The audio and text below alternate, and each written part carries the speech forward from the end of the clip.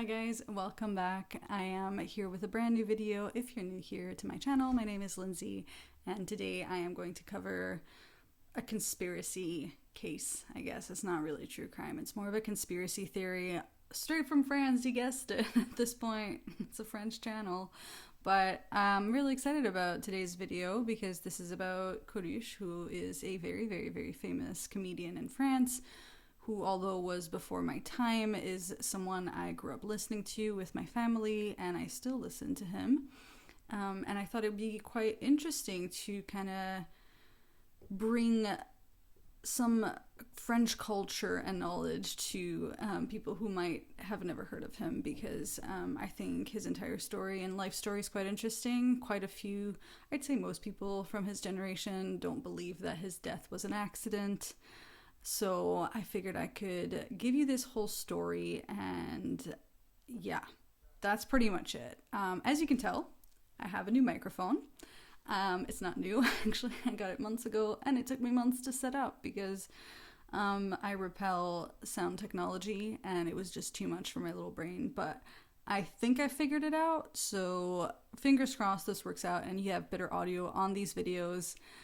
But aside from that, let's just get right into it. I don't believe there are many disclaimers for this video. It does mention suicide and depression. I think that's about it. So obviously, if these topics aren't for you, I completely understand. Aside from that, if you are okay with these topics, I will just dive right in. Michel Coluche was born on October 28th, 1944 in Paris, though for the rest of this video, I will refer to him as Coluche, which was his stage name. That's how everybody called him. I guess some people did call him Michel, but for the rest of this video, I will be referring to him as Coluche, even though his full name is Michel Colucci.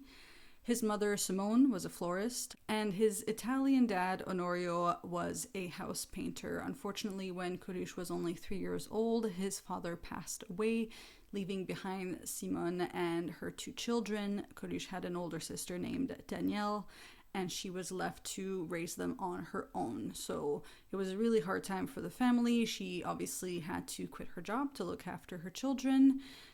She had issues with scoliosis that needed treatment, which took her away from her job for a little bit. And although they grew up in poverty, she was desperate to not show anyone just how much they were struggling. So she always made sure that her 2 children were always dressed appropriately. She did her best to keep up with appearances, no matter the cost, even though they really couldn't afford it. Now, Coluche was never much a fan of school. He was more like the class clown. He was very smart and well-spoken, but he also didn't really seem to like the whole structure and concept of school. He spent his entire day making his friends laugh at school. He claimed that he never finished primary school, though his mother did come out later to say that he did. It's a bit unclear just how much schooling he did in his life, but around the time he was a teenager, he pretty much spent his time hanging out with his friend, and he did start getting in trouble. He was hanging out with some questionable people, and he would commit petty crimes, petty theft. He and his friends, when he was 15, stole an elderly lady's purse when a bystander started shooting at them, which is an event he later spoke of and was not proud of at all. But when he was a teenager, kind of committed petty crimes, and his mother was getting a bit desperate, trying to get him to be, I don't know, just be a better person. She wished he could have just stuck to school and gotten a career. So she was kind of losing it, watching her son slowly turn into a criminal. She wondered what his future would be like. And he ended up working quite a few jobs, but he never stayed very long. He was a waiter, a delivery driver, a florist. He worked with his mom for a bit. He got an apprenticeship in photography. He even sold fruits and vegetables. I think he did ceramics for a while. So he's had quite a few jobs, never stayed very long. I think he just got bored very easily, and he wasn't the type of person to stick with anything that he felt was boring or that he wasn't passionate about. He was really into rock and roll at the time, and don't ask me how, but for his 21st birthday, his mother saved up enough money to give him a blank check with a limit of 500 francs, which is about 700 euros today. So he could buy himself whatever he wanted for his 21st birthday, which is incredibly kind, and he immediately purchased a guitar and taught himself how to play. By that time, he mostly worked with his mom as a florist. Since her kids were all grown up, she could work again, so she went back to her job as a florist, but he eventually quit because he found it, again, incredibly boring. And by the end of the 1960s, he started busking and singing in cafes. He had a couple of bands. He would do covers of popular songs at the time, and he slowly got into the world of cabaret, which is not like burlesque. It's not what you're thinking, but cabaret is more like, I don't know, show music, theater, things like that, not specifically like French can, if that's what you had in mind. He met quite a few people who would end up as mentors and catalysts for his future career. So he met Georges Moustaki, who housed him and supported him financially while he got his career going. He also met Romain Bouteille, who Coluche would describe later on as his model and inspiration.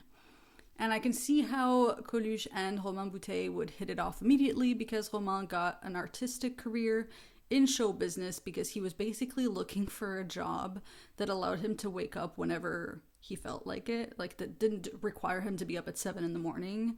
And he also didn't need a diploma or real work experience or like any obedience. It was more free and, yeah, I guess the opposite of what people look for when they're telling their kids, like, don't end up an artist. This guy was seeking it because, of course, it gave him a flexibility that Coluche enjoyed as well. So they got along really well. And Romain was actually one of the creators of the Café Théâtre, which is like a theater coffee. They're all around the world, but they are staples of French culture, of Parisian culture. Obviously, it's basically a crossover of a cafe and like a place where bands could sing and shows could be played.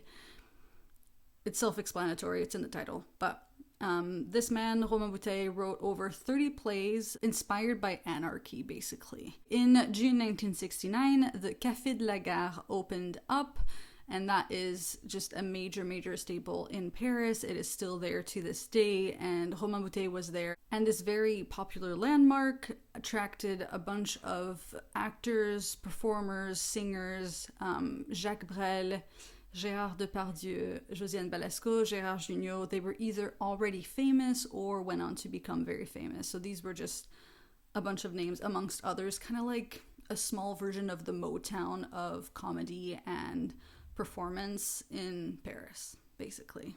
Of course, Coluche was surrounded by all of these performers and actors and comedians. He ended up getting a few gigs on TV shows and commercials, and he even got a role in a movie in the 1970s when he also met his wife, Véronique Cantor. So he basically met Véronique Cantor in the early 70s. She was a journalist. They got married in 1975.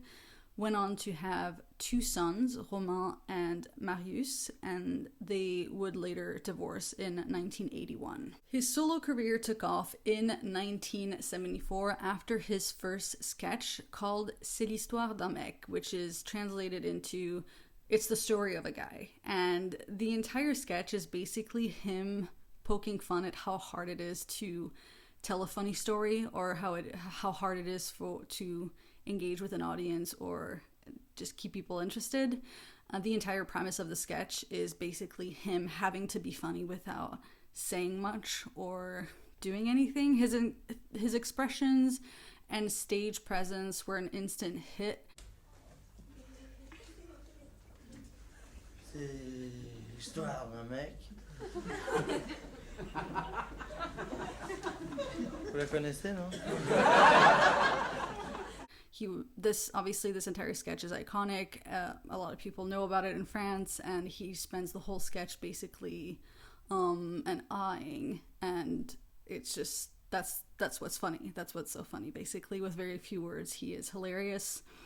Style-wise, I don't know if it was just because it was the 70s. He always had some pretty wild outfits on, and he always pulled them off. Like the outfits were somehow kind of hilarious and kooky, but all kind of fashion forward. The outfits just worked and kind of added to his stage presence. He stood out from the other performers and comedians at the time because he represented a character that was lower class but still kind. And as Coluche put it, he would be always gross but never vulgar. I must say that for the 70s, his humor did have quite a few racist undertones or stereotypes that obviously would no longer work today. I'm not saying it was accepted back then or acceptable back then, but it's kind of like boomer humor that things that could be said back then obviously would never work today. And out of his entire comedy stand-up routines and anything else he's done on TV or on radio, those jokes are the only ones that didn't really age well, obviously, but it's not like there were that many. It's just that was a product of its time, and everything else still stands to this day. It's still hilarious, but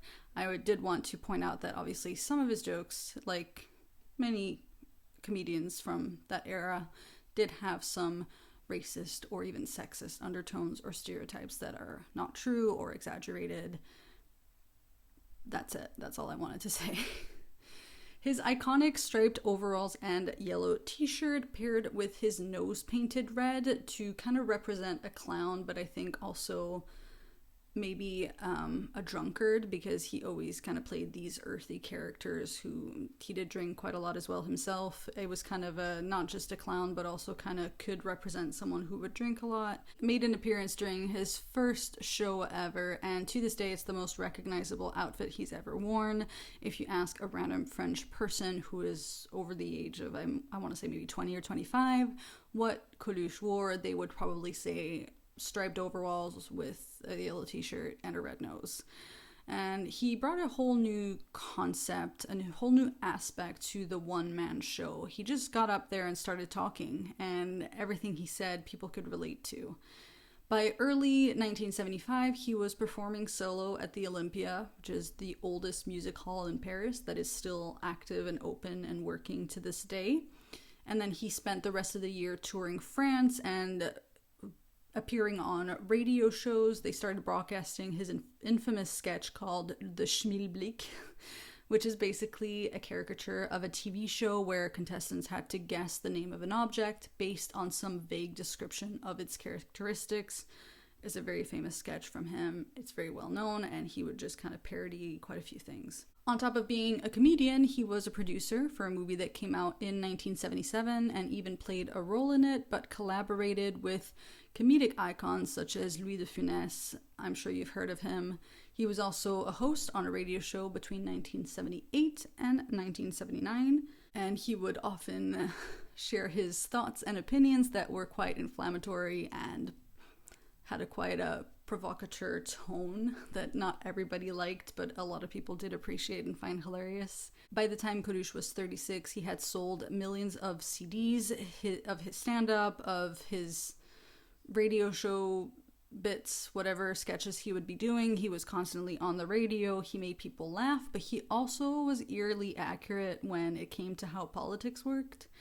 And basically, he was very good at highlighting how much of a circus it was, and he made sure to point out that he thought it was a circus, and he would often roast every single politician. Just like with his stand-up, he never actually discriminated against anyone in particular. No one was safe. He kind of attacked everyone equally in that sense. But nobody was safe, yeah. He made fun of every single one of them, and he was in the theater, on the TV, on the radio. He had open mic on Europe 1, which is a radio station, every day for quite a while, until he ruffled too many feathers and was let go because people got pissed off, and basically he got fired for, I guess, speaking the truth, but being quite crass while speaking the truth. He basically always pushed the limits to try and see how much he could get away with. So he got kicked out of Europe 1, and meanwhile, Radio Monte Carlo, so the radio station for Monte Carlo, was looking to promote their new radio station and boost their listener count. So they hired Coluche, thinking, well, he's quite popular, let's put him on and bring more listeners to our radio station. But he had been briefed by the radio director to not speak of the royal family of Monte Carlo. Basically, any royalty of Monte Carlo was off limits, and Coluche was like, you got it, boss, and then just went on to do whatever the fuck he wanted, because it's Coluche. Nobody tells him what to do, what to say, if he wants to make fun of someone. And not like the best way to make him speak of the royalty was probably to tell him not to. That's probably what made him want to speak out even more. Of course, he lasted about 10 days out of a 3-month contract, and then got basically kicked out because he made fun of whoever he wanted. People would call in and complain because some people were quite protected of, like, some people have a weird obsession with royalty in general, but people would call in to the radio station and say, you know what, that's not okay, stop talking shit about these people. And it would just kind of fuel him anyway. But the Prince of Monte Carlo at the time did not care for him, obviously. He found him gross, vulgar, earthy, just basically lower class, probably. Did not care for his humor, though I'm not sure he had any. But Coluche also started making comments about the current president at the time, which was Valéry Giscard d'Estaing, who was just the pinnacle of, like, prim and proper and, like, carry yourself with dignity, and obviously absolutely resented everything Coluche represented.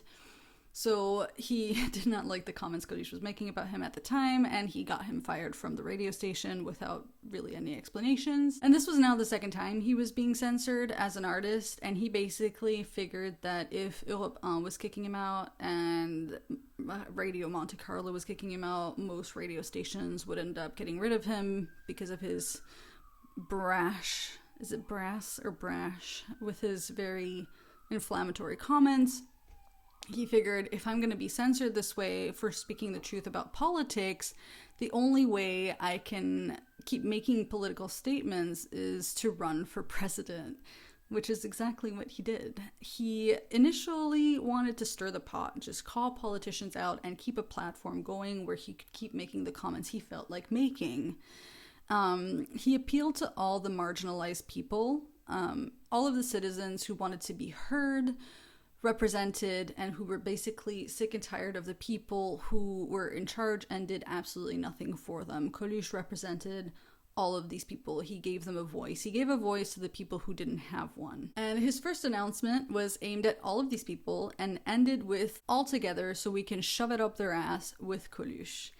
His announcement was published in Charlie Hebdo, the newspaper he was very close to at the time. You might be familiar with the name Charlie Hebdo if you remember the terrorist attack that happened in 2015 in Paris. And it's a satirical newspaper, so obviously Coluche is right up his alley, so they were close friends. And yeah, they announced his first announcement for running for president, and they supported him through and through because his plan was to no longer have to work. He didn't want any more school for kids. He wanted to legalize all drugs, not just soft drugs. No more marriage. Basically, just insane concepts that were meant to mock all of the other political parties who would basically fight over these concepts of what they think is right for each concept. He was saying, well, actually, I want none of that. Obviously as a joke, you know what I mean? He wasn't actually like looking to become president and implement these things, but he was just trying to provoke, and it worked. He basically was the poster child for nonconformism, and him running for president was just a big fuck you to every single politician out there. Charlie Hebdo and their team were incredibly supportive, of course, because first of all, they thought it was hilarious that he wanted to run for president, and also because if he did win, then their newspaper would represent France. So obviously they had a lot to win. But most of all, they just supported his move to run for president and stir shit up. Some of the first announcements he made included statements like "go home drunk" or "your parents are idiots, refuse heredity." There's even a poster of him on the toilet with the title "Coluche, a president blew white shit instead of blue, white, and red for the French flag. He announced in October 1980 that he was going to run for president, and his slogans were, "Before me, France was split in half, now she'll be folded in four." And just to translate or give some context, folded in four is plié en quatre in French, which is an expression for basically bending over backwards, but it's also an expression for when you're bent over double with laughter. So it's kind of like a slogan saying, before me, France was torn in two between these two political parties, but with me, she'll be bent over with laughter. Does that make sense? Comment down below if it doesn't. I'll explain it. Another slogan of his was, "Coluche, the only candidate who has no reason to lie." He announced he would run for president at the Gymnase, which is the theater where he had been doing his stand-up every single night for the past 18 months. He announced that he was running so he could represent the people who were consumers of politics, but who never got a say in anything and who thought they think we're idiots, so you might as well just vote for an idiot since, they think we're stupid, so we'll vote for one. Nobody thought he would get very far. Most people understood that it was just him turning this into a farce, or it could maybe be just like a PR move to boost his views, although he was already incredibly famous at the time. It was just maybe just another joke of his, another stand-up routine that's a bit more avant-garde than a traditional stand-up routine. And although a lot of people thought he was doing this as a joke, he was pissing off quite a few people, especially the ones in charge, because his comments were quite popular amongst the population, just not amongst the people in charge.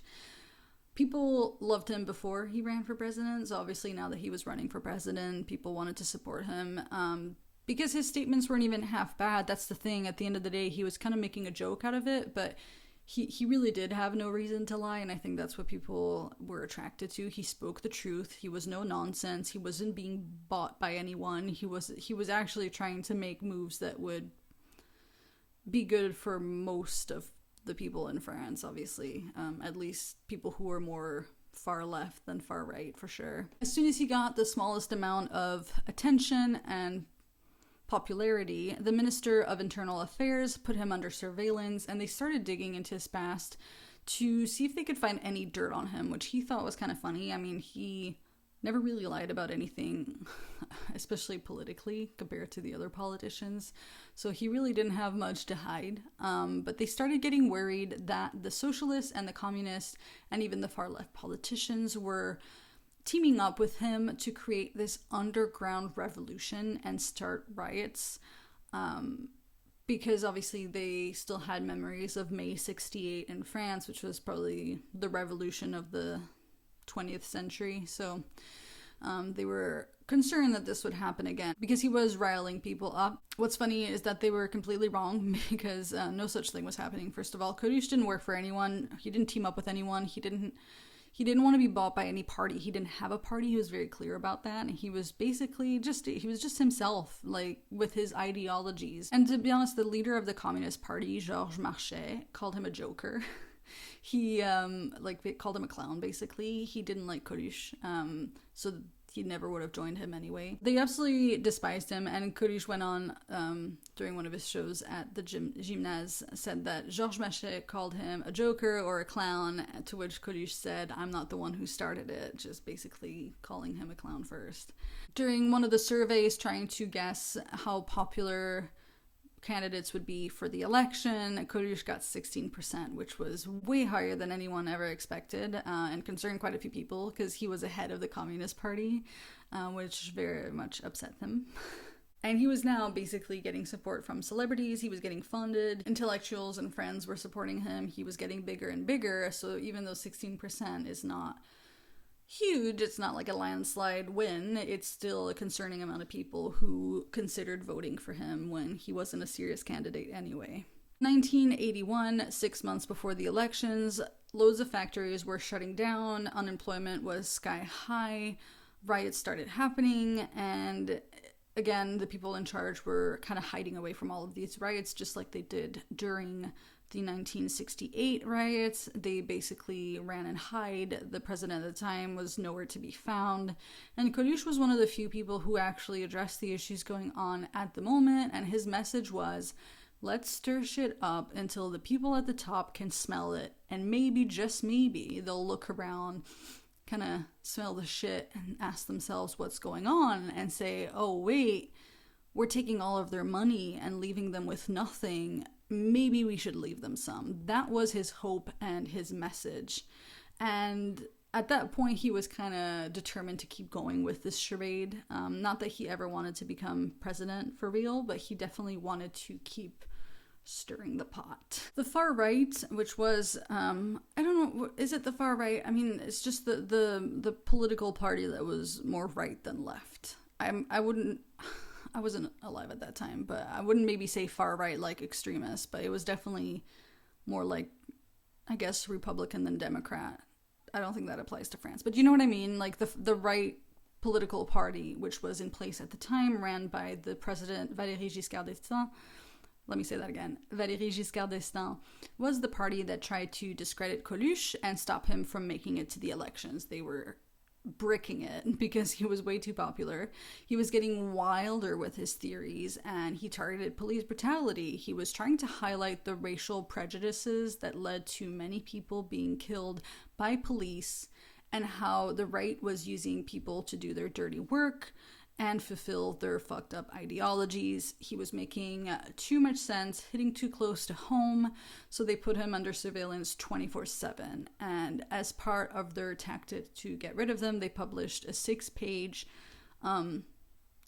story in a newspaper highlighting his past, all the wrongdoings, like stuff he did when he was a teenager, a mugshot. They, basically tried to portray him as a criminal, which, if anything, probably made people like him even more. Coluche wasn't really proud of what he'd done when he was a teenager or when he was like 15. Why is that even relevant?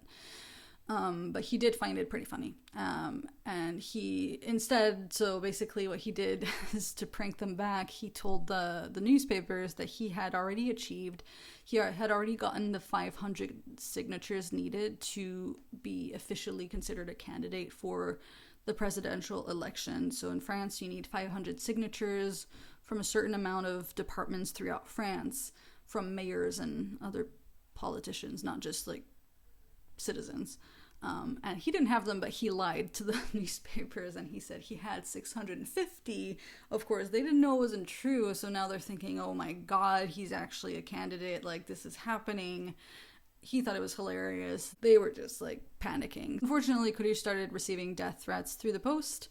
Letters that were very threatening. They became more and more precise. It was kind of, well, they were threatening his loved ones, his children, himself. It was the kind of the stereotypical like newspaper cutouts, like the words that you would like glue next to each other.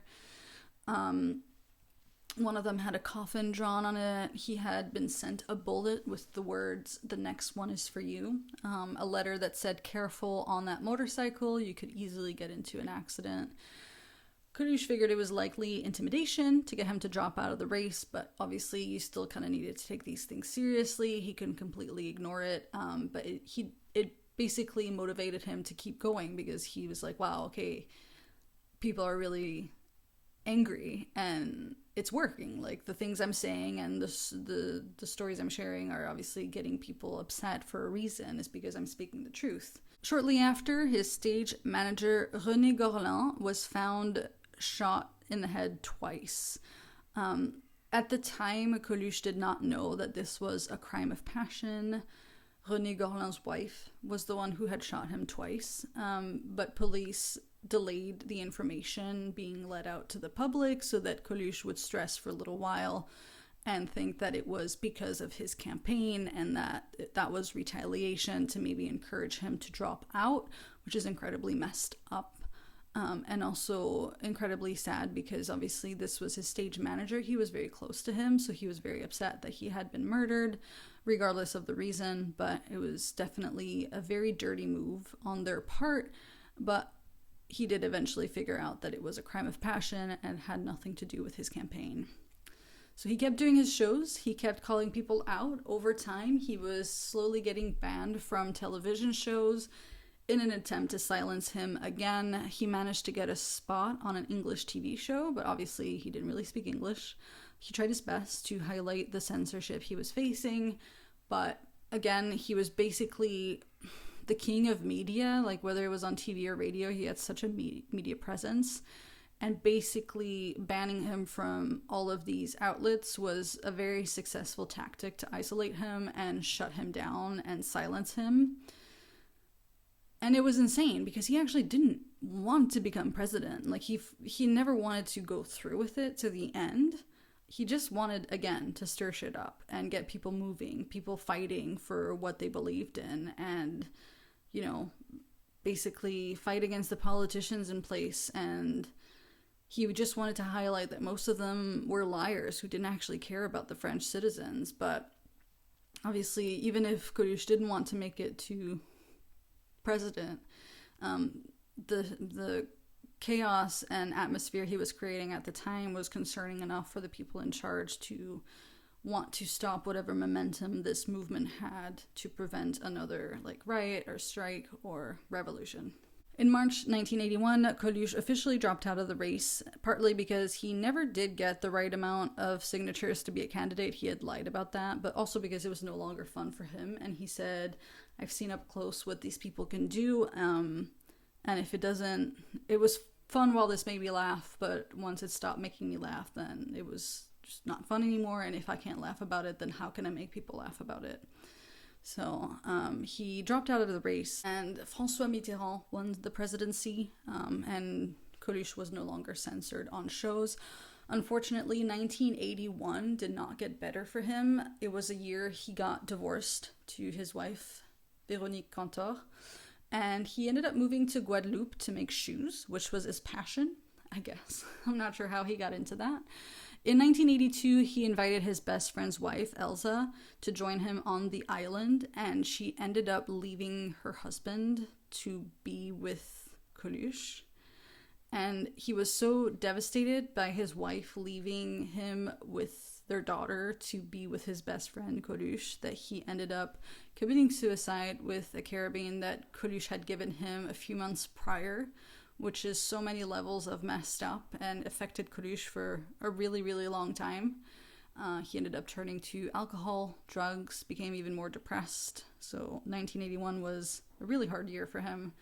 And of course, incredibly sad for the entire family affected by Patrick Dever's suicide. In 1984, he won the César for Best Actor in a movie called Ciao Pantin, where he played a character with a very painful past who had issues with drugs and alcohol. Basically, he was pretty much playing himself in a movie because he was going through something very similar at the time. And in 1984, he also helped launch SOS Racisme, so SOS Racism.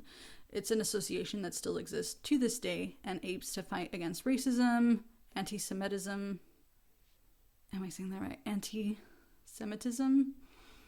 I'm just going to put the word up. You can pronounce it yourself. And discrimination. So, despite my previous comment about, some of the racist undertones, stereotypes, or sexist undertones and stereotypes he had in some of his comedy or stand-up routines, he actually was not racist at all. And he did help launch this association. In 1985, he helped fight against the famine in Ethiopia by writing a song with popular French singers at the time, kind of like, is it We Are the World, like the song they wrote for Haiti, to raise funds and awareness. So that's what he did for the famine in Ethiopia.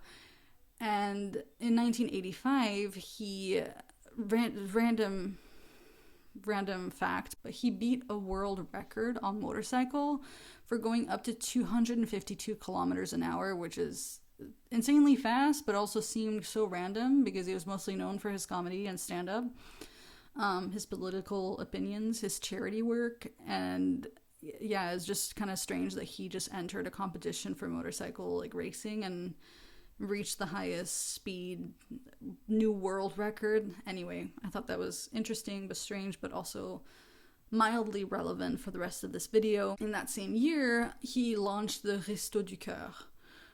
So that means it's basically the restaurants of the heart. That's the name. That's the translation. I don't know why I'm doing this. It's just the translation. Resto du Cœur. Basically, he wanted to launch a free cafeteria or restaurant in Paris to help people who needed it, people who were starving in France, because someone had made a comment about his work for Ethiopia saying, well, people are starving in France as well, and he had nothing to say to that, and he was actually like, shit, you're right. And then went on to, start this amazing project that is still alive and happening to this day. If you go to France, literally everyone has heard of the Resto du Coeur. It's pretty much like as famous as the Salvation Army. In 3 months, he managed to raise 40 million francs in donations. He distributed, he had over 8 million meals distributed throughout France. The project is still massive concerts happening. I want to say every year, or at least they did. They would have a huge concert with the most famous artists who would be there to raise funds. And the concept was basically to have companies, businesses, and celebrities, or even just regular people, sponsor this project to help people in need, to help feed them. And again, to this day, this association still exists.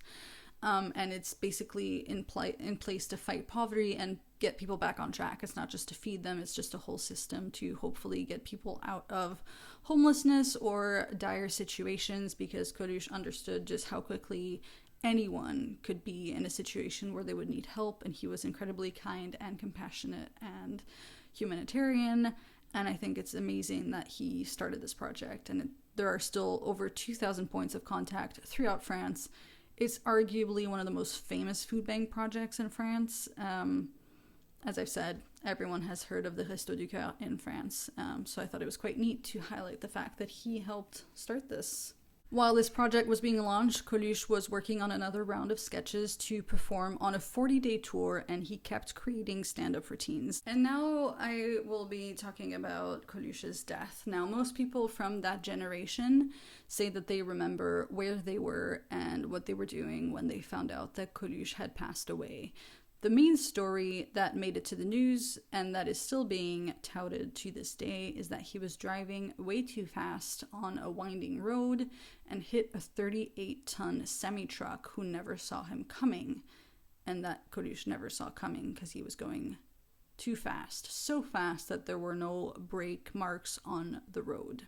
On June 19th, 1986, Coluche had spent the day with his friends before heading back to their house in Opio, where he was working on his new stand-up routines. He was driving with his two friends, Ludovic Paris and Didier Lavergne, all three of them on motorcycles, and they took the same road every single day around the same time, between 4 and 5 p.m., mostly because the World Cup was happening at the time, and Coluche did not want to miss it. He wanted to be home to watch the football match on TV, so they would usually have a very regular schedule of heading back from wherever they were during the day. Usually, I want to say it was in Cannes that they were having lunch, and they would leave around 4 or 5 to get home in time for the games. Initially, 6 of them had left the restaurant, though 3 of them needed to stop by the Honda dealer. Was it a dealership or a shop? It doesn't really matter. They needed to get parts for the motorcycles.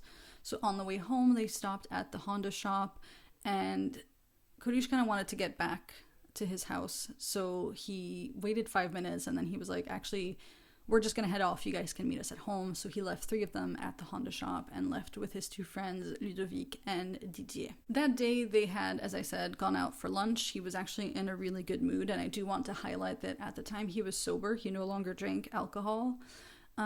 And yeah, they had lunch with a bunch of friends. He was in a great mood. He even mentioned to his friends that they were too reckless when driving their motorcycles and that they were being stupid.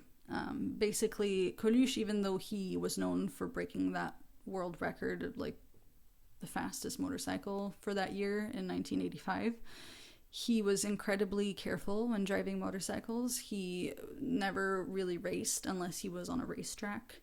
So, I just wanted to get that out of the way for the rest of the story.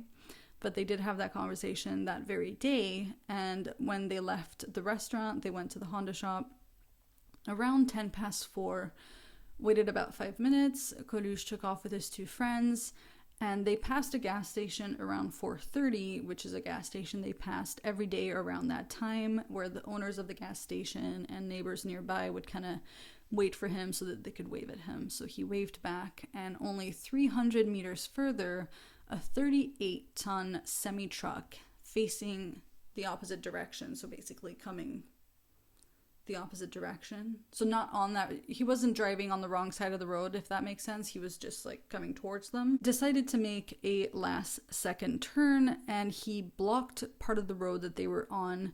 Coluche tried to swerve last second to avoid crashing into the truck, but unfortunately it was too close. It was just too abrupt, and his head ended up hitting the front right side of the truck. Although the media claimed that they were driving too fast and that Coluche was alone when he hit the truck, it's not true. His two friends, actually all three of them, were going about 60 kilometers an hour, which was confirmed because is it the odometer or like the speed meter on his motorcycle stopped when the motorcycle crashed, so they had proof that that was the speed at which he was going. And because he didn't have time to hit the brakes, that was the actual speed at which he was going. And his two friends actually saw the whole thing. They were just behind him. So this was a road that had a bit of a bend before going straight. So they had just gone around the bend. Coluche was first, and then his two friends behind him. And the truck was coming the opposite direction, and it looked like it didn't have any turn signals on. It didn't look like it was about to turn at all. It looked like it was going to keep going straight, so they never were concerned about the truck turning because there was nowhere to turn to. Unfortunately, the truck decided to turn last second, which is why it was inevitable for Coluche to hit him and did not have time to hit the brakes. But again, the media claimed that Coluche was going way too fast and that's why he didn't even have time to brake. They also claimed that the truck was already engaged in that turn. So basically the truck was technically already blocking all of the road when really it wasn't. From the pictures of the crime scene, the truck was only kind of like, basically the front of the truck was just at a right angle. Which is why Coluche hit his head on the front right side of it. Otherwise, if the truck was already across the road, then he would have just hit the side of the truck, not the front part. When Coluche hit the truck, his friends actually didn't realize that he had died on impact. So one of them stayed with him and spoke to him, did not touch him because he knew that you're not supposed to move people who have been in any accident. But he stayed with him while the other one ran to get help. He phoned the firefighters to come over. He was trying to get a helicopter, but once he had called for help, he ran back. And again, it was just the four of them. So it was the truck driver, Coluche, and his two friends. No one else was around at the time of the accident. Immediately, the two friends wondered why the truck had made that last second turn. And when they turned to find out why he was turning in the first place, let alone last second, they realized that there was this tiny path and tiny bridge that led to like a field that was like an illegal tipping ground. The truck was filled with gravel, but it was just so random. Like, they weren't even sure if the truck could make that turn, let alone be supported by that tiny bridge.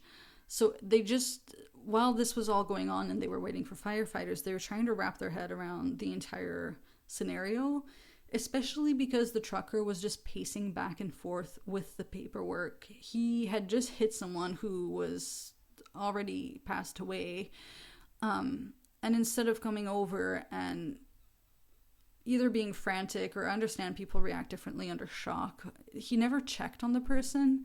He was just waiting there for the paperwork to take a statement, which really troubled his two friends at the time.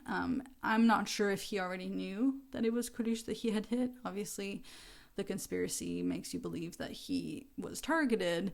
But of course, whether or not he knew it was Coluche, he was eventually informed that it was him. But again, he never really came up to either of his friends or Coluche himself. He just kind of kept pacing back and forth away from the accident. After some time, a small crowd had gathered, mostly from the gas station. They wanted to see what had happened.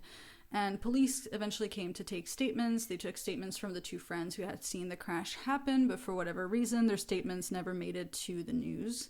Only one newspaper published their version of events. The rest was just Kind of wild stories, again, highlighting how fast Coluche was going. The truck driver kept saying he was going too fast, he never saw him coming.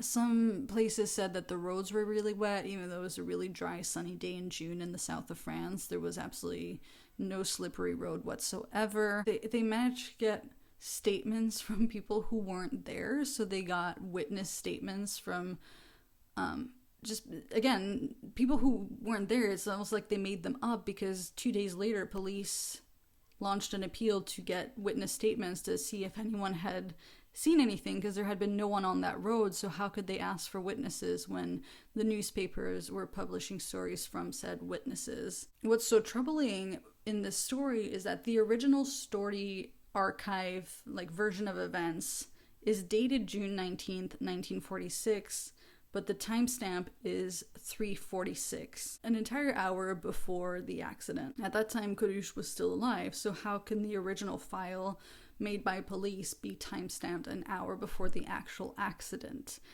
And the original file was so vague as well. It mentioned an accident with Coluche, but it didn't specify where in the Opio region. It claimed that the truck was seemingly turning to head to a campsite, but there was no campsite. And the trucker actually told police he was going to tip some gravel, like, illegally in that field. So if this was an entry made by police and they were there on the scene of the crime and they had all of the information, how could it be so vague, and why was it published an hour before the accident? You'd think they would have all the correct details, but a lot of the stories in the newspapers, as I've said, one of the witness statements was made by the campsite owner. There was no campsite, it was just a field. Just very strange, very fishy. The other issue that was highlighted was the three friends who stayed at the Honda shop longer said that they stayed for another 15, maybe 10 to 15 minutes before hitting the road again. They wanted to take the same road that their friends took, but they were met with a police block that said that there was an accident, so they couldn't take that road. They had to take a detour. And they're saying it's strange because we were only there for an extra 10, 15 minutes. Why was there already a police block for an accident in place? Because it would have been around the time of the actual accident happening, or even early. And let's say they misremembered how much time they spent in the shop. It would still be an incredibly quick roadblock to appear, because they still would have gotten there before the firefighters got there. So that's also very concerning. There was no trace of this roadblock in any of the police paperwork, though I guess you could argue that it was the 80s. Maybe they didn't keep the best paperwork. I don't know. Very odd. During the scene reconstruction, they never actually made the truck turn onto that path and that bridge, so no one ever found out if that bridge could support the truck, and kind of basically, figure out if this whole story of like, oh, I was just going to tip some gravel could even stand, because we don't know if the bridge could have sustained the weight of the truck. It's 38-ton truck, not just any bridge could support that weight. The reconstruction basically confirmed that the truck hadn't already started turning when Coluche turned up. It was a last minute move, because again, as I said, if the truck had already turned and blocked the road, Coluche would have hit the side of the truck, not the front of the truck. And also it did highlight that if the truck had already started turning, Coluche would have plenty of time to see something blocking the road, because again, it was confirmed that he wasn't going that fast, so he would have had plenty of time to hit the brakes. But again, he had never hit the brakes because it was a last minute maneuver. However, nobody bothered highlighting this inconsistency. The death was ruled an accident. The truck driver showed up to the court case on his own, like with his lawyer, I guess. Allegedly, he hadn't been sent by his own boss to do this job. He was just an extra job he did on the side to make some more cash. He had 4 kids at home. Nobody could figure out who he was working for or why anyone wanted that gravel dumped on that land. Very strange. No one tried to find out. But an important detail is that he never once spoke out in court. He didn't say a single word. The truck driver never gave his version of events. He never explained the accident from his perspective. It's not like he was like, I'm so sorry, I never saw him coming, or I wasn't looking and I looked at the wrong direction. I was looking to the side instead of the road, or anything, nothing. So very, very strange or unfortunate. The truck driver only did one interview after the accident. He explained that if it hadn't been Coluche on that bike, then it just would have been another accident. But because it was Coluche, he got harassed for years. He fell into a deep depression. He had to move because, interviewers, journalists kept showing up to his house. And he was incredibly depressed because he loved listening to Coluche. He said he had no idea it was Coluche on that motorcycle, and his kids grew up listening to Coluche as well. And you obviously, if you believe that it was an accident, then yeah, you have to think that this man, his entire life was ruined because he just got into a freak accident and he wasn't looking when he should have and killed someone who happened to be a national icon. So yeah, incredibly troublesome. If you believe that this was an accident, then yeah, even though it's his fault, I feel bad for the driver, but he never went to prison for, even involuntary manslaughter. I think he had to pay 1,000 francs. That's it. Very strange. The file that was kept on Coluche throughout his career in terms of surveillance was still going on until the day he died, even though he was no longer running for president or attacking politicians. I guess he never really stopped that, but it was officially shut on the day he died, and they basically add deceased to the case. So yeah, they kept that file open for the rest of his career, basically until the day he died. But yeah, if you look at most car accidents, or any vehicle accidents, especially motorcycle accidents, they're suspicious in nature because if you try to make sense of someone's inattention, then it's going to sound like, well, that's convenient. I get it. All it takes is a few seconds of inattention or a bad decision, and it's over.